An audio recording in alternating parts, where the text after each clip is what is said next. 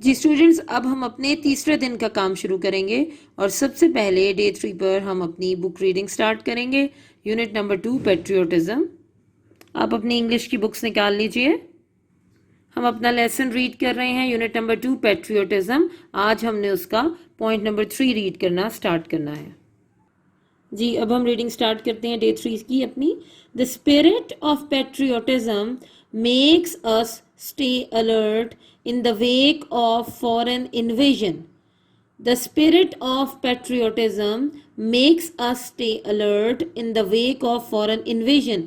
हुब्बुल वतनी का जज्बा हमें होशियार रखता है in the wake of foreign invasion, किसी भी बैरूनी हमले की सूरत में। In the history of Pakistan, Pakistan की तारीख में, there are many instances, instances का मतलब है मिसालें, बहुत सी ऐसी मिसालें मौजूद हैं when people laid their lives for the defense of the country, when people laid their lives for the defence of the country, lives यानी अपनी जानें, जब लोगों ने अपनी जानें अपने वतन के दिफा में कुर्बान कर दी।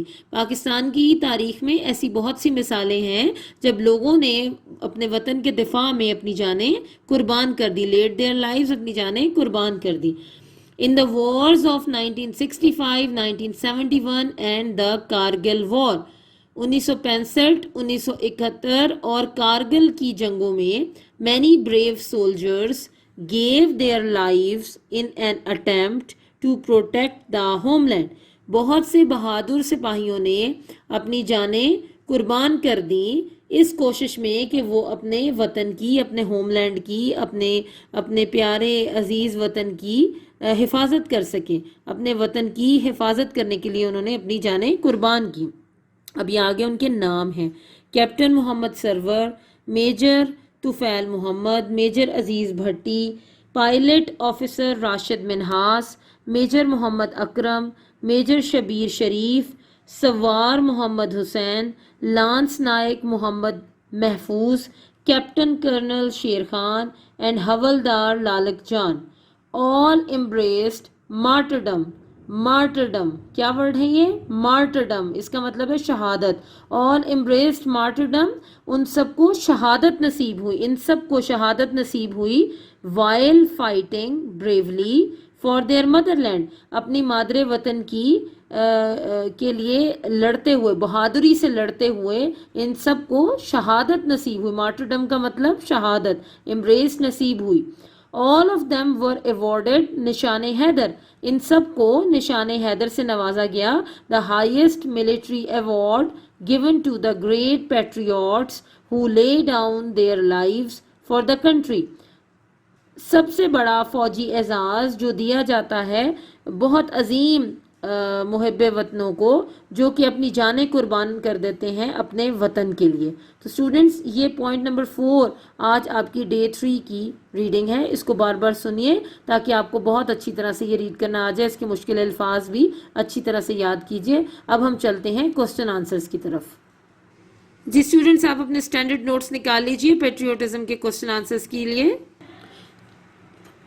जी स्टूडेंट्स, हमने कल तक इसके पिछले 5 सवाल कर लिए हैं। पहले दिन में हमने फर्स्ट 2 क्वेश्चंस किए, सेकंड डे में हमने अगले 3 सवालों को याद किया। आज हम डे 3 पर क्वेश्चन नंबर 17, 18 अगले 2 क्वेश्चंस को आपके लिए पढ़ेंगे। आप इनको बहुत अच्छी तरह से यहाँ से मेरे साथ साथ पढ़िए और अपनी इंग्लिश की नोटबुक्स पर इनको नोट कर लीजिए ताकि आपको ये याद हो जाए।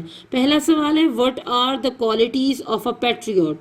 अ patriot loves his country and is willing to sacrifice his everything for his homeland. A patriot loves his country and is willing to sacrifice his everything for his homeland. तो ये आंसर आपने इस क्वेश्चन का याद करना है और अपनी इंग्लिश की नोटबुक्स में नोट करना है। नेक्स्ट क्वेश्चन है, as a citizen of Pakistan what are your duties? Answer is, as a citizen of Pakistan, it is our duty to get ourselves educated, keep our environment clean, pay taxes, pay taxes, pay taxes, pay taxes, and stay alert in the wake of foreign invasion. As a citizen of Pakistan, it is our duty to get ourselves educated, keep our environment clean, pay taxes, and stay alert in the wake of foreign invasion. तो ये दोनों question 17 and 18 आज आपने day 3 पर अपनी English की notebooks पर आपने बहुत अच्छी तरह से नोट करने हैं और इनको आपने जुबानी याद करना है। अब हम चलते हैं ग्रामर की तरफ। जी स्टूडेंट्स, आप अपनी easy approach to English grammar निकाल लीजिए।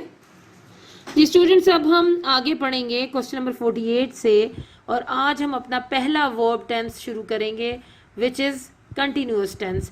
तो अभी तक हम पढ़ चुके हैं कि वर्ब टेंस होता क्या है और एक वर्ब टेंस में हम क्या पढ़ते हैं। वर्ब टेंस में हम 5 चीज़ें पढ़ते हैं, उसकी डेफिनेशन, उसकी उर्दू में पहचान, और उसमें इस्तेमाल होने वाली फॉर्म ऑफ वर्ब, उसमें इस्तेमाल होने वाले हेल्पिंग वर्ब्स, और 5वीं चीज़ उसको नेगेटिव और इंटरोगेटिव बनाने का तरीका। तो अगर आप ये देखिए तो हमारे ये 5 सवाल उन्हीं चीज़ों पर बेस्ड हैं। सबसे पहले होती है डेफिनेशन, तो हम पढ़ेंगे डिफाइन कंटिन्यूअस टेंसेस। सबसे पहले हम बताएंगे कंटिन्यूअस टेंस की डेफिनेशन क्या होती है।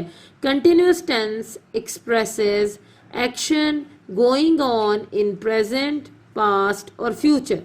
Continuous tense expresses action going on, असल चीज है going on, in present, past और फ्यूचर। कंटिन्यूअस टेंस में जो एक्शन है वो जारी रहता है, प्रेजेंट में भी, पास्ट में भी, फ्यूचर में भी ये जारी रहता है। गोइंग ऑन, कंटिन्यूअस का मतलब ही ये है गोइंग ऑन, जारी रहता है। अगला सवाल देखिए, वो होती है सेकंड चीज उर्दू में पहचान, Urdu recognition. How can we recognise the Urdu sentences of continuous tenses. Urdu sentences of continuous tenses and at, जो प्रेजेंट कंटिन्यूअस है वो खत्म होता है रहा है, रही है, रहे हैं पर। यानी वो खाना खा रहा है, वो खाना खा रही है, वो खाना खा रहे हैं। तो ये जुमले हो गए प्रेजेंट कंटिन्यूअस के। पास्ट कंटिन्यूअस के होते हैं रहा था, रही थी, रहे थे।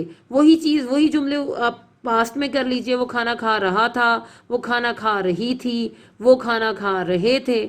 और फ्यूचर कंटिन्यूअस में ऐसे होगा रहा होगा, रही होगी, रहे होंगे। अब ये जुमले इसी तरह फ्यूचर में कैसे चेंज होंगे, वो खाना खा रहा होगा, वो खाना खा रही होगी, वो खाना खा रहे होंगे। बेसिकली रहा है और रहा था और रहा होगा, ये 3 पहचाने हैं उर्दू की कंटिन्यूअस टेंस की। अगला सवाल है which form of verb is used in continuous tense. तीसरी चीज हम यही पढ़ते हैं कि किसी भी वर्ब टेंस में कौन सी फॉर्म ऑफ वर्ब यूज होती है। तो हमारे कंटिन्यूअस टेंसेस में क्या यूज होता है, present participle form of verb. ये भी एक फॉर्म ऑफ वर्ब होती है और बहुत सिंपल है ये present participle form of verb. इसका क्या मतलब है, फर्स्ट फॉर्म प्लस आईएनजी।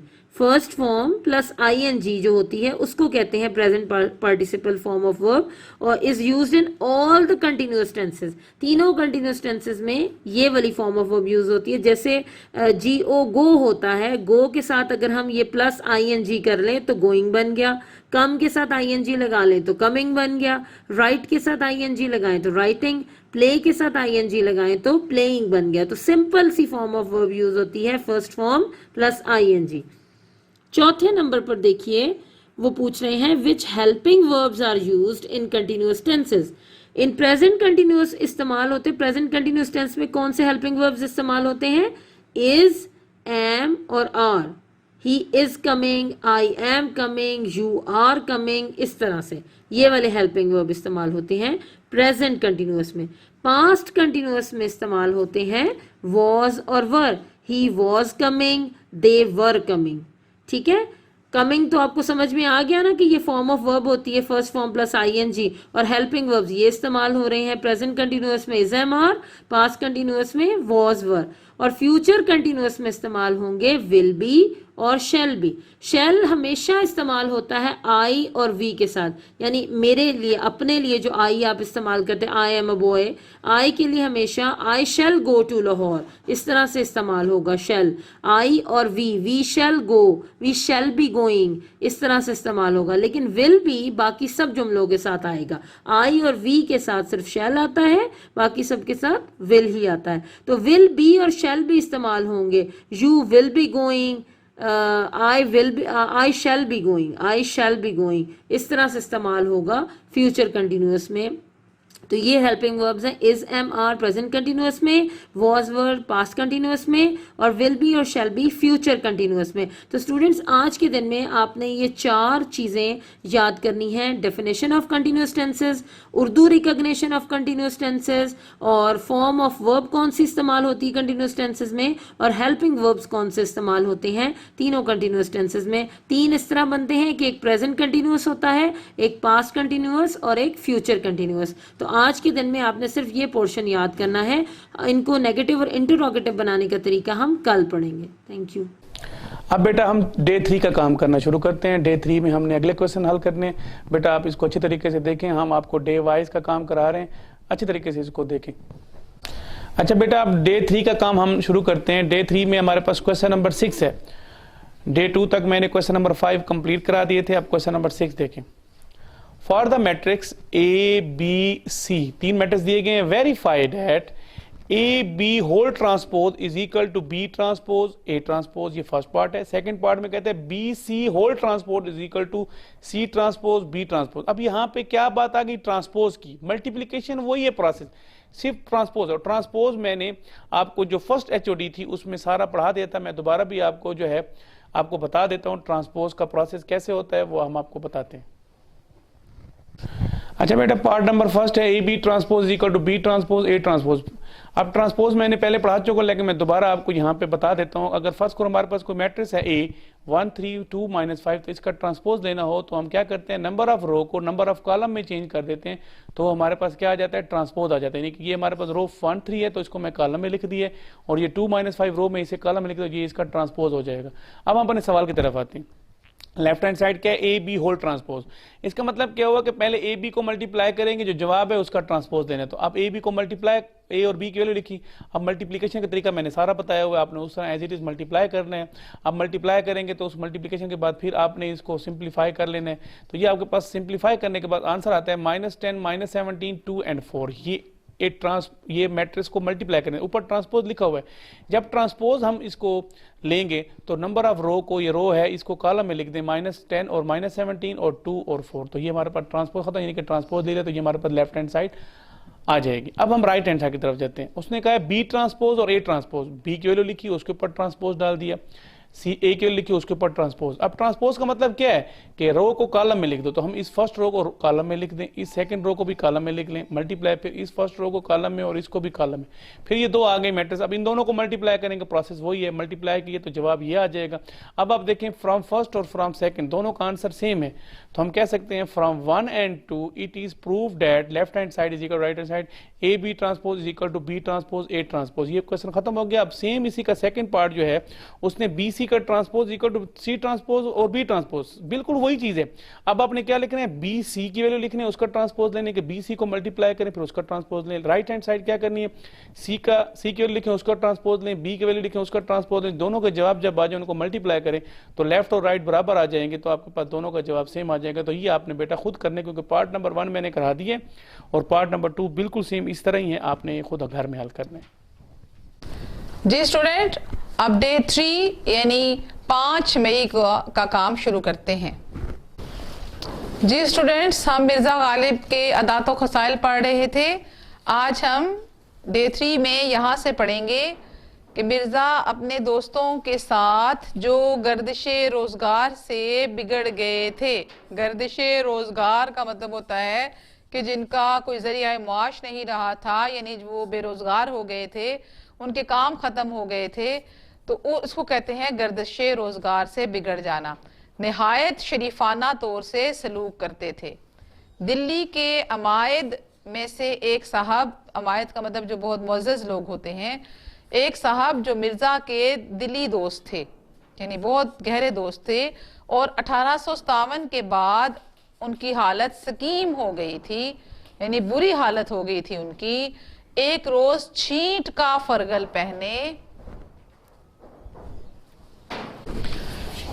हुए मिर्जा से मिलने आए। छींट का फरगल मतलब बहुत ही कम कीमत कपड़ा था जिसका वो उन्होंने फरगल पहना हुआ था। फरगल वो लंबा सा एक चुगा सा होता है जो उस जमाने में सब लोग पहना करते थे।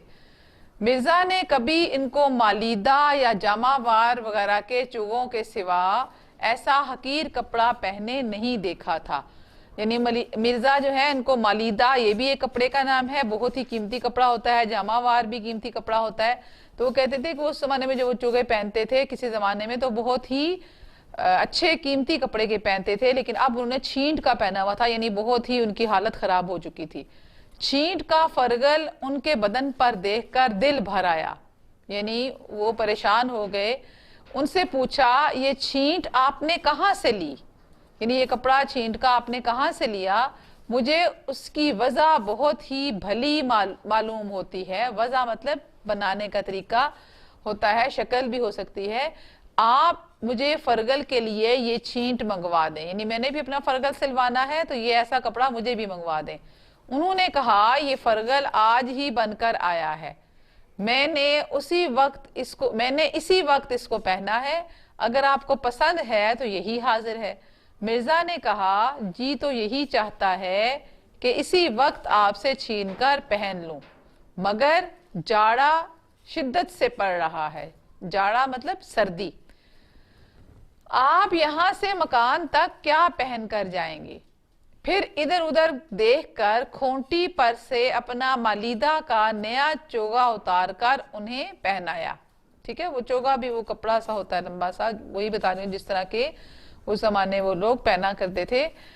और उन्होंने मालीदा, वो जो बहुत ही कीमती कपड़ा था, उसका उन्होंने बिल्कुल नया चोगा उन्हें दे दिया और इस खूबसूरती के साथ वो चोगा उनकी नजर किया, यानी इस खूबसूरती के साथ वो चोगा दिया कि उनको एहसास भी नहीं हुआ और कि मेरी मदद की गई है, और फिर उसको उनकी मदद कर भी दी गई। ज़राफ़त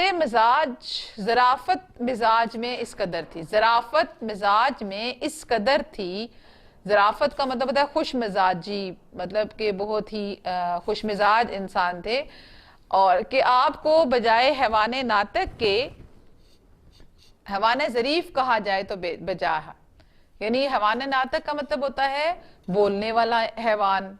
इंसान जो है वो बोलने वाला हैवान है, इंसान हैवान ही है ना, हैवान की शक्ल में है, हैवान ही कहा जाता है उसको। तो इंसान हैवाने नातक है, ठीक है, यानी बोलने वाला। लेकिन वो कहते हैं कि वो इतना अच्छा मजाक करते थे, आपके ज़राफ़त थी, मजाक करने की आदत थी, इतना अच्छा मजाक करते थे कि वो उनको बजाय हैवाने नातक के मजाक करने वाला इंसान या हैवान कहा जाए तो ज़्यादा अच्छा है। एक दफ़ा जब रमज़ान गुजर चुका तो किले में गए। किला जो है वो उस जमाने में वो बहादुर शाह जफर और वो लोग हुआ करते थे, बड़े बड़े बादशाह, तो किला में रहा करते थे। बादशाह ने पूछा, मिर्जा तुमने कितने रोजे रखे? अर्ज किया, पीरो मुर्शिद एक नहीं रखा। यानी अब क्या किया उन्होंने कि शायद उन्होंने एक भी रोजा नहीं रखा था, लेकिन कहने का मतलब ये है कि वो सुनने वाला ये समझ सकता है कि सिर्फ एक नहीं रखा। एक दिन नवाब मुस्तफ़ा खान के मकान पर मिलने को आए। ये नवाब मुस्तफ़ा खान जो हैं, ये हमने मौलाना अल्ताफ हुसैन हाली के तारुफ में पढ़ा, ये शेफ्ता इन्हीं को कहा जाता है। उनके मकान के आगे छत्ता तारीख था, बल्कि शेफ्ता कहा नहीं जाता, शेफ्ता नवाब मुस्तफ़ा खान का तखल्लुस था, वो तखल्लुस करते थे शेफ्ता, इसलिए उनका नाम ही बाज़ जगह पे सिर्फ शेफ्ता लिखा जाता है। तो उनके मकान के आगे एक छत्ता तारीख था, यानी अंधेरा था। छत्ता मकान बना हुआ था, एक छत्ता था जिसके आगे अंधेरा था, जिससे गुजर कर अंदर जाया जाता है। जब छत्ते से गुजर कर दीवान खाने के दरवाजे पर पहुंचे तो वहां नवाब साहब इनको लेने के लिए खड़े थे। मिर्जा ने उनको देखकर ये मिसरा पढ़ा, आबे चश्मा हैवा दरूने तारीक अस्त। ठीक है, यानी इसका मतलब है, ये फारसी का मिसरा है, आबे हयात अंधेरे में है, इसका मतलब है आबे हयात अंधेरे में है। जब दीवार खाने में पहुंचे तो इसके दलान में बेसबब मशरिक रोया होने के, मशरिक रोया का मतलब होता है कि मशरिक की तरफ था उसकी जो सामने की जो पोर्शन था, दीवान खाना मशरिक की तरफ था, धूप भरी हुई थी। मिर्जा ने वहां ये मिसरा पढ़ा, ऐ खाना हमा आफ्ताब अस्त, यानी ये घर तो सारे का सारा ही सूरज है। यानी यहाँ पे वो कहते हैं कि आबे हयात अंधेरे में है, यानी ये बहुत खूबसूरत घर है लेकिन अंधेरे में है। आबे हयात का मतलब क्या होता है कि वो ऐसा जगह जहाँ पे एक इंसान को जिंदगी मिलती है, और जब यहाँ पहुंचे तो कहते हैं कि ये घर तो सारे का सारा सूरज है। यहाँ तक बस आपने आज के दिन का काम रीडिंग करनी है। जी स्टूडेंट्स, अब हम क्या करेंगे कि उसी जो पोर्शन हमने पढ़ा है उसको पढ़ेंगे और इसके बाद ये जो आखिरी 5 सवाल हैं, सवाल नंबर 6 से लेकर सवाल नंबर 10, ये मैं आपके सामने पढ़ रही हूँ। आप इसको बार बार सुनिए, इसको याद कीजिए और फिर इसको भी अपनी नीट नोटबुक पर नोट कीजिए। सवाल नंबर 6 था, दोस्तों के साथ मिर्जा गालिब का सलूक कैसा था?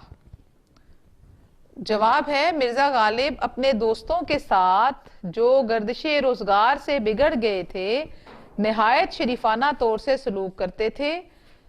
वो दोस्तों की फरमाइशों से कभी तंग दिल ना होते थे और दोस्तों की खुशी से खुश और गम से गमगीन होते थे। ये दोस्तों के साथ मिर्जा गालिब का रवैया था। सवाल नंबर 7 है, मिर्जा गालिब के मिजाज की खास खूबी क्या थी? जवाब, मिर्जा गालिब के मिजाज में ज़राफ़त इस कदर थी कि अगर आपको बजाय हैवान नातिक के हैवान ज़रीफ कहा जाए तो बजा है। सवाल नंबर 8, मिर्जा गालिब को कौन सा फल पसंद था?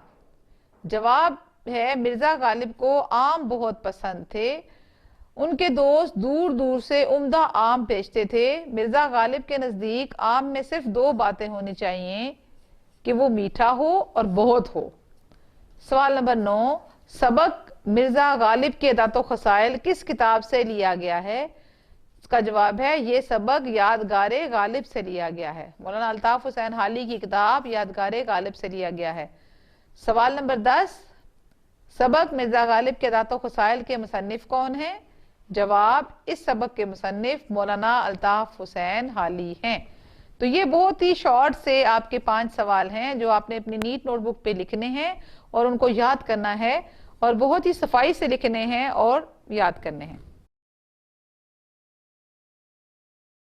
स्टूडेंट, अब स्टार्ट करते हैं आपका डे 3 का syllabus for the subject of chemistry, chapter 1 fundamentals of chemistry. Previous day पे डे 2 में मैंने आपको मॉलिक्यूलर मैसेस और फार्मूला मैसेस कैलकुलेट करने सिखाए थे। आज देखते हैं कि हमें क्या नई चीज केमिस्ट्री में सीखने को मिलेगी। जी स्टूडेंट्स, नेक्स्ट हमारे पास सेल्फ असेसमेंट 1.1 है और ये सेल्फ असेसमेंट अभी मैं इसलिए इंक्लूड कर रही हूँ कि पिछले लेक्चर में आपने ब्रांचेस ऑफ केमिस्ट्री पढ़ी थी, तो ये थोड़ा सा रिवाइज भी हो जाएगा। अगर मैं क्लास में होती तो मैं आपका क्विज ले लेती, लेकिन ये भी आप अपना एक क्विज समझें और बड़ी गौर से सुने और देखती हूँ कि आपको पिछला लेक्चर कितना समझ आया था, कि आप इन चीज़ों को कितना पिक करते हैं। Identify the branch of chemistry that is related to the following information. अब आपके पास कुछ क्लिक्स होते हैं जिसके जरिए से आपने केमिस्ट्री की ब्रांच आइडेंटिफाई करनी है। अगर आपने ब्रांचेस ऑफ केमिस्ट्री वाले टॉपिक को समझा है तो फिर तो आप ये कर लेंगे, लेकिन अगर आपने सिर्फ उसको याद किया तो फिर आप नहीं कर सकेंगे। Hair contains a special class of proteins called keratin. आपके बालों के अंदर एक प्रोटीन होती है जिसको कैरेटिन कहते हैं, which are present in the nails and wool, और वही आपके नेल्स में भी होती है और कुछ जानवरों की जो फर होती है, वूल होती है, उसमें भी होती है। अब ये सारी चीजें लिखी हुई हैं, आइडेंटिफाई करें कि ये कौन सी ब्रांच ऑफ केमिस्ट्री है। तो मेरे ख्याल से आपके माइंड में फौरन आ जाना चाहिए बायोकेमिस्ट्री, क्योंकि ये किससे डील कर रही है? लिविंग थिंग्स से। ये हमें किसकी इंफॉर्मेशन दे रही है? Composition of living things, because it is telling about the composition of your hairs and nail and wool of certain animals. So the information that is related to living things वो क्या होगी? Biochemistry. Next देखते हैं। Acetylene is the simplest hydrocarbon that contains carbon carbon triple bond. Hydrocarbons are the compounds of carbon and hydrogen. Acetylene एक compound है और जो क्या है? हाइड्रोकार्बन। और हाइड्रोकार्बन कार्बन कार्बन के कंपाउंड्स हैं। अब इसमें हिंट कहाँ पे मौजूद है? हाइड्रोकार्बन में। अगर आपने ऑर्गेनिक केमिस्ट्री की डेफिनेशन याद की हो तो हमने उसमें क्या कहा था कि organic chemistry is the study of hydrocarbons. Yes, तो अब हाइड्रोकार्बन्स की हिंट आपके पास मौजूद है, तो इसका मतलब है ये कौन सी ब्रांच हुई? Organic chemistry. नेक्स्ट करते हैं। White lead is a pigment used by artists for centuries. The metal lead is the compound is extracted from the ores glena lead sulfide. ये metallic lead के बारे में बता रहे हैं और बता रहे हैं कि इसको हम जमीन से खोद के निकालते हैं, ओर्स की फॉर्म में, रॉक्स की फॉर्म में ये मौजूद होता है। तो ये क्योंकि ज़ाहिर है इसको निकालते हैं, ओवर्स हैं, तो इनको एक्सट्रैक्ट करते हैं और फिर इंडस्ट्री में जाके इसको प्रोसेस करते हैं। तो यहाँ से हिंट है कि ये जितना भी काम किया गया ये इंडस्ट्री में किया गया, तो ये कौन सी ब्रांच ऑफ केमिस्ट्री हुई? Industrial chemistry. Sulphuric acid H2SO4 is weaker then hydrochloric acid, जिसका फॉर्मूला है HCl। तो ये कौन सी ब्रांच में आ जाता है? Inorganic chemistry. Inorganic chemistry hydrocarbons के अलावा बाकी कंपाउंड्स की स्टडी है। Gases can be compressed by applying pressure. Gases सुना है ना आपने, लास्ट लेक्चर में मैंने आपको बताया था कि मैटर की 3 स्टेट्स होती हैं and gases are one of them. तो मैटर की 3 स्टेट्स में से एक गैसेस है। गैसेस को जब कंप्रेस करते हैं, जब प्रेस करते हैं, तो कैसे कंप्रेस करते हैं? प्रेशर से। तो ये कौन सी ब्रांच ऑफ केमिस्ट्री हुई? फिजिकल केमिस्ट्री, क्योंकि ये हमें उसकी फिजिकल प्रॉपर्टीज के बारे में बता रही है। Some examples of complete protein food are meat, milk and eggs. Again food की बात हो रही है, the thing related to living things, तो इसको हम क्या कहेंगे? Biochemistry. Element radium decay by emitting alpha particle and is converted into another element, radon. एक रेडियम एलिमेंट है जिसके अंदर से रेडिएशन शुआएं निकल रही हैं और ये ज़्यादातर उसके न्यूक्लियस से निकलती हैं। ये रेडियो एक्टिव कंपाउंड्स हैं। मैं आपको आसानी से बताती हूँ कि ये चीज़ें क्या हैं। आपने एटॉमिक बॉम्ब्स और न्यूक्लियर बॉम्ब्स का तो सुना है ना, उनके अंदर भी ये इसी तरह के रिएक्शंस होते हैं और वो भी रेडियो एक्टिव कंपाउंड्स होते हैं। तो इसी तरह रेडियम एक रेडियो एक्टिव कंपाउंड है जिसके अंदर से रेडिएशन शुआएं निकल रही हैं और जब उसमें से शुआएं निकल रही होती हैं, रेडिएशन निकल रही होती हैं, तो वो दूसरे एलिमेंट में कन्वर्ट हो जाता है। क्योंकि ये रेडिएशन न्यूक्लियस से निकल के आती हैं और ये न्यूक्लियर रिएक्शन हो रहा है, तो इसलिए ये कौन सी ब्रांच हो जाएगी? Nuclear chemistry. Calorimeter is a device that measures the amount of heat a substance absorbs on heating or emit on cooling. Calorimeter heat को कैलकुलेट करता है। मैं यहाँ पे आपको हिंट बताती हूँ, यहाँ पे हम इंस्ट्रूमेंटेशन की बात कर रहे हैं, तो कैलोरीमीटर इंस्ट्रूमेंट है। जब भी इंस्ट्रूमेंटेशन की बात होगी, एनालिसिस की बात होगी, किसी चीज़ की फिजिकल प्रॉपर्टीज को देखने की बात होगी, तो कौन सी ब्रांच ऑफ केमिस्ट्री आपके माइंड में आनी चाहिए? Physical chemistry. तो यहाँ पे आपके पिछले लेक्चर से भी रिवाइज हो गई हैं चीज़ें और branches of chemistry I hope so revise भी हो गई हैं और ये आपने समझना है। ये मेरा लेक्चर आपने बार बार सुने और फिर इनको जुबानी प्रैक्टिस करने की कोशिश करें।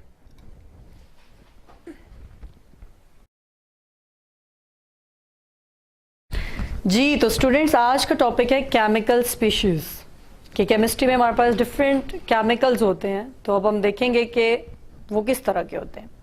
कुछ चीज़ें रिपीट हो रही हैं यहाँ पे, लेकिन रिपीटेशन अच्छी है। रिपीटेशन होती है तो आपके कॉन्सेप्ट्स और ज़्यादा स्ट्रॉन्ग होते हैं। तो एटम को हम दोबारा डिफाइन कर लेते हैं।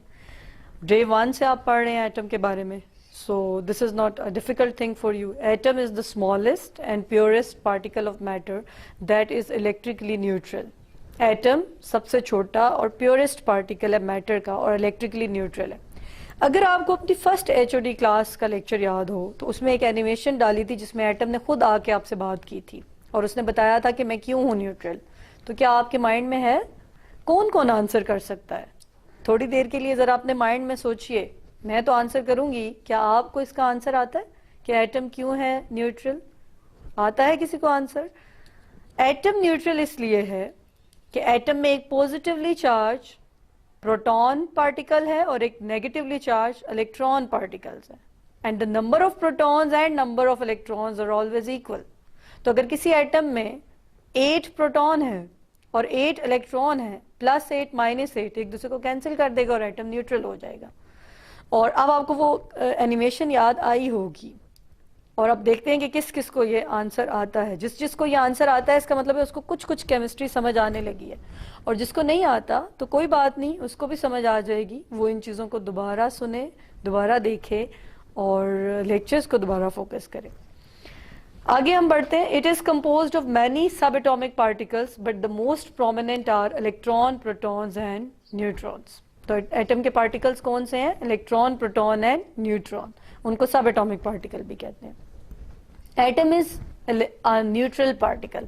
अगेन वही बात कि एटम न्यूट्रल क्यों है, तो जो बात मैं अभी आपको बता रही हूँ, atom is a neutral particle because it contain equal number of positively charge protons and negatively charge electron, क्योंकि इसमें नंबर ऑफ प्रोटॉन और नंबर ऑफ इलेक्ट्रॉन इक्वल होता है।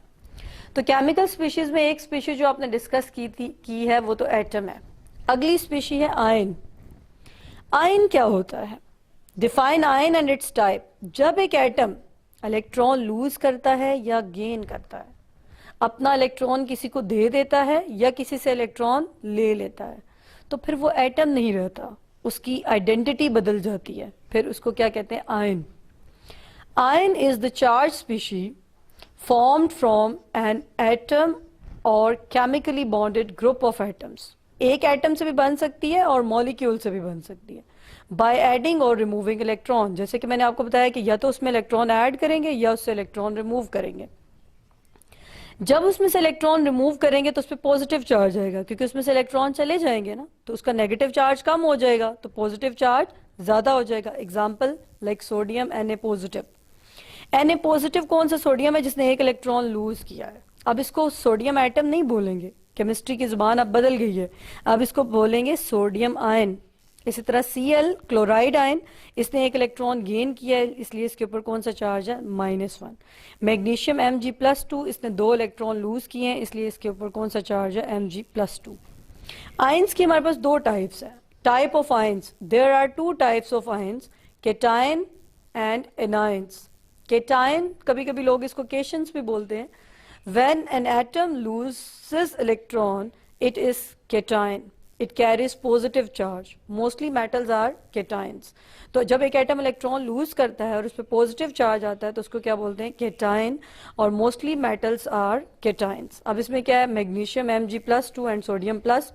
मैग्नीशियम ने 2 इलेक्ट्रॉन लूज किया और सोडियम ने 1 इलेक्ट्रॉन लूज किया। A9, when an atom gains electron it form anions. जब एक एटम इलेक्ट्रॉन गेन करता है तो उसको एनायन कहते हैं। It carries negative charge, like आपके सामने है Cl नेगेटिव O-2। क्लोरीन ने 1 इलेक्ट्रॉन गेन किया है और ऑक्सीजन ने 2 इलेक्ट्रॉन गेन किया है, इसलिए आप इसको क्लोराइड आयन बोलेंगे और इसको ऑक्साइड आयन बोलेंगे। और ज्यादातर जो नॉन मेटल्स होती हैं वो क्या बनाती हैं हमारे पास?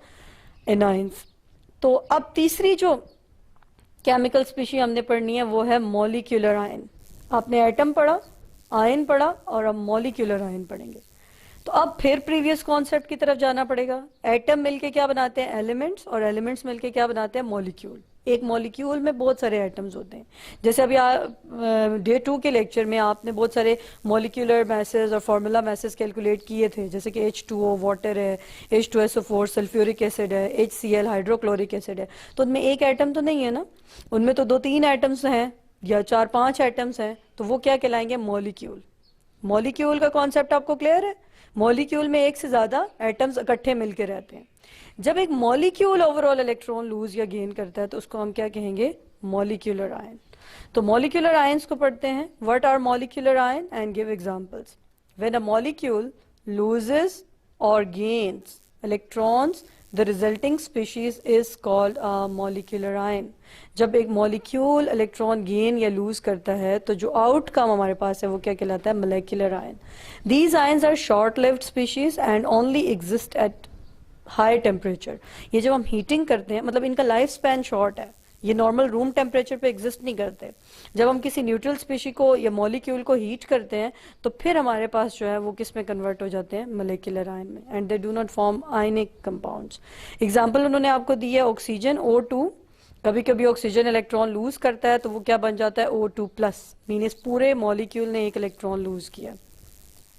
अगर ये इलेक्ट्रॉन गेन करे तो -1। इसी तरह नाइट्रोजन -2, नाइट्रोजन +2। तो ये आपके पास मॉलिक्यूलर आयंस की एग्जांपल है। नेक्स्ट हमारे पास है differentiate between molecule and molecular ion, क्योंकि ये डिफरेंस बहुत जरूरी है। अभी जैसे कि मैंने आपको एक्सप्लेन भी किया है ना कि आपको पता होना चाहिए कि मॉलिक्यूल क्या है और मॉलिक्यूलर आयन क्या है, ये अंडरस्टैंडिंग बहुत जरूरी है। तो अब नेक्स्ट हम डिस्कस करेंगे molecule and molecular ion, in which aspects they are different. Molecule and molecular ions में डिफरेंस। मॉलिक्यूल क्या है? It is the smallest particle of an element और compound which can exist independently and shows all the properties of that compound. अब ये definition थोड़ी C complex करके लिखी है, मैं सिंपल वे में आपको बता सकती हूँ। आप ये भी कह सकते हैं कि when different elements join they form molecule. तो आप अपने वर्ड्स में भी लिख सकते हैं। साइंस में आपको कॉन्सेप्ट क्लियर करने की जरूरत है, then you can write in your own words. तो जो मैं बोल रही हूँ आप वो भी लिख सकते हैं कि molecules are formed by the joining of same and different elements। Molecule neutral होते हैं। जैसे कि H2O वाटर मॉलिक्यूल है, वो कौन से दो डिफरेंट एलिमेंट से मिलकर बना हुआ है? हाइड्रोजन और ऑक्सीजन। और उसके वो न्यूट्रल है, उस पर कोई चार्ज नहीं है। जैसे कि H2SO4 जो आपने पढ़ लिया एग्जाम्पल में वही कोट कर रही हूँ। H2SO4 एक मॉलिक्यूल है जो कि कौन कौन से एटम से मिलकर बना है? H2SO4 दो एटम्स हाइड्रोजन के हैं, एक एटम सल्फर का है और 4 एटम ऑक्सीजन के हैं, लेकिन वो न्यूट्रल है। It is form by the combination of atoms. ये पॉइंट मैं आपको पहले ही बता चुकी हूँ कि ये डिफरेंट एटम्स के आपस में कंबाइन करने से बनता है। जैसे कि HCl, H2SO4, H2O, C6H12O6। C6H12O6 glucose का फॉर्मूला है। C6 mean 6 carbon, H12 12 hydrogen and O6 6 oxygen. And it is stable, वो बिल्कुल स्टेबल है, उसकी अपनी प्रॉपर्टीज रिटेन रखता है।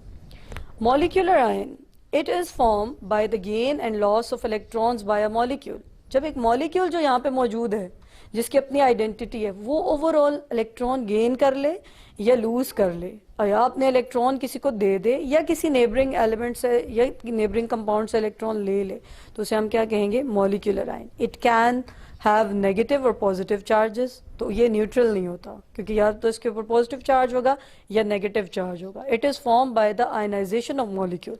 आयनाइजेशन का प्रोसेस होता है ionization, converting a neutral thing into ion. मतलब अगर किसी एटम को आप आयन में कन्वर्ट करेंगे, लाइक आपके पास सोडियम है न्यूट्रल, आप उसको हीट करते हो, वो इलेक्ट्रॉन लूज करता है और वो सोडियम आयन में कन्वर्ट होता है Na पॉजिटिव। तो Na का Na पॉजिटिव में कन्वर्ट होना क्या कहलाता है? आयनाइजेशन। किसी न्यूट्रल सब्सटेंस को आयंस में कन्वर्ट करना क्या कहलाता है? आयनाइजेशन। इसी तरह किसी मॉलिक्यूल को आयंस में कन्वर्ट करना, तो ये आयनाइजेशन से बनता है। और आयनाइजेशन मोस्टली हीटिंग से अटेन होती है, लाइट से अटेन होती है। मतलब अगर आप किसी चीज़ को आयनाइज कराना चाहते हो, मॉलिक्यूल या आइटम को, तो आप उसको किसी कंटेनर में ऐड करो, किसी ट्यूब में ऐड करो और उसकी हीटिंग शुरू कर दो। It is reactive species. ये रिएक्टिव है क्योंकि ये अनस्टेबल है, ये फ़ौरन इस ख्वाहिश में होती है कि जो इलेक्ट्रॉन इसने लूज किया है या गेन